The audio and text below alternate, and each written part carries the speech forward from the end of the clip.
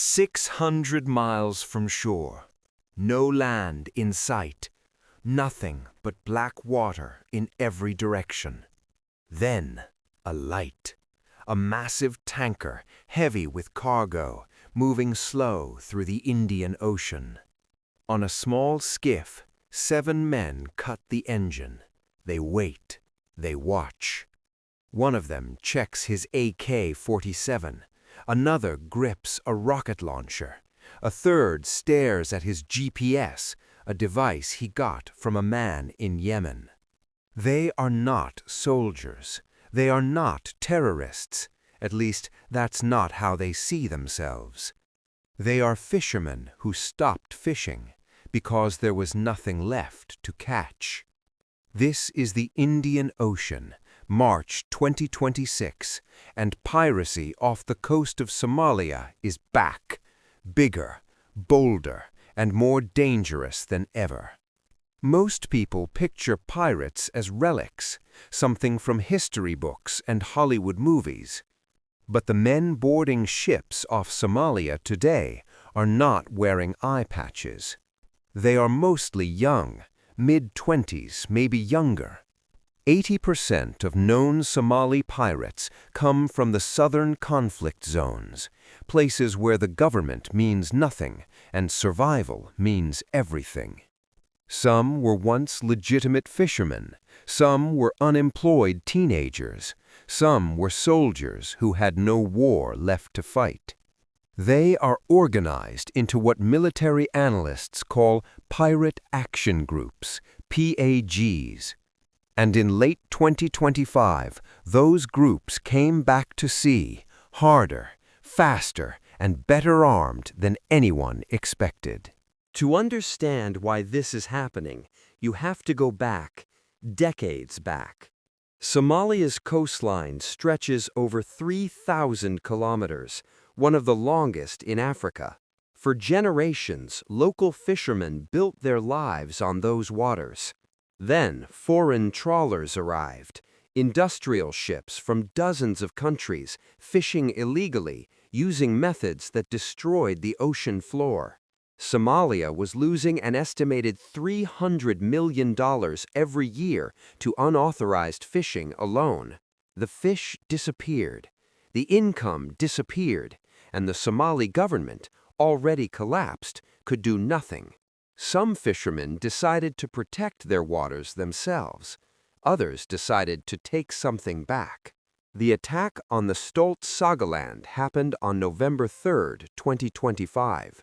A Cayman Islands-flagged chemical tanker over 300 nautical miles off Mogadishu. Armed men approached fast in a small craft, firing weapons before they even reached the hull. The ship had armed security on board. They returned fire. The pirates broke off. 3 days later, the Hellas Aphrodite was not so lucky. That vessel, carrying petrol from India to South Africa, had no armed guards. Pirates fired machine guns and RPGs. They boarded, and they took control 560 miles from shore. When a ship gets hijacked, the crew's first move, if they're trained, is the citadel. A sealed room deep inside the vessel. Enough food, water, and oxygen for 3 to 5 days. The 24 crew of the Hellas Aphrodite did exactly that. They locked themselves in. They radioed for help. They waited. Outside, the pirates sailed the ship toward the Somali coast, a journey that could take days. Imagine being locked in a room, not knowing if rescue is coming, not knowing what happens when the door opens. That is not a movie scene. That was real life. November 2025 in international waters. Between 2005 and 2012, Somali pirate networks earned somewhere between $300 and $400 million in ransoms.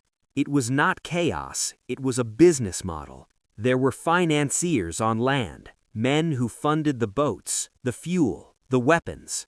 There were negotiators who spoke English and communicated through satellite phones. Ransoms were wired through informal money transfer systems, hard to trace, harder to freeze.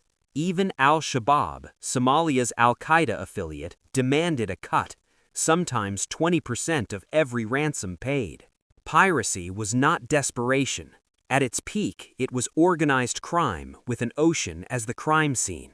Here is what makes 2025 and 2026 different from anything we've seen before. Somali pirate groups are now receiving weapons and GPS tracking technology from Houthi militants in Yemen.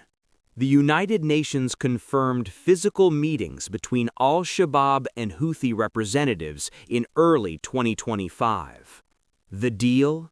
Al-Shabaab escalates piracy in the Gulf of Aden. In exchange, they receive advanced arms and military training. Puntland's intelligence officials confirmed pirates now use GPS devices that track the exact routes of commercial vessels, technology that changed the game. Meanwhile, the world's major navies are stretched thin, focused on the Red Sea, fighting Houthi drone attacks on a different front. The pirates saw the gap. They moved into it. When the Hellas Aphrides distress signal hit the network, the Spanish frigate ESPS Victoria was already moving. EU NAVFOR Operation Atalanta, Europe's anti-piracy naval mission, has been patrolling these waters since 2008. Within 24 hours, the Victoria reached the hijacked tanker. The pirates abandoned ship. No shots fired at that moment. All 24 crew members came out safe. But the pirates were tracked, monitored as they moved back towards Somalia. They were not caught. They melted back into the coastline. And Operation Atalanta issued a warning. The threat is not over. The capability, the intent, both remain fully alive. Some pirates get caught. Indian naval forces intercepted several groups in 2024, before the 2025 surge. Those arrested face prosecution, but in which country, under which law, is still complicated. Somali pirates have been tried in Kenya, the Seychelles, the Netherlands, and the United States.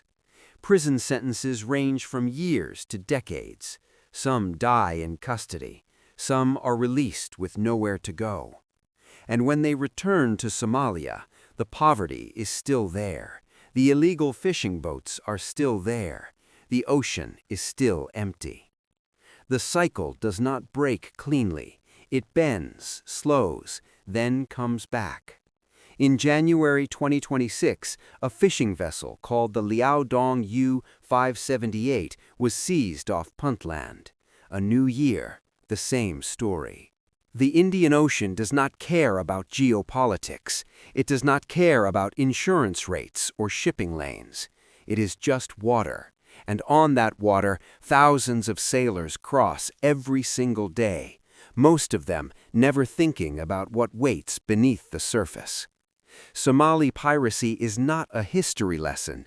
As of right now, March 2026, threat levels in the Somali basin are elevated.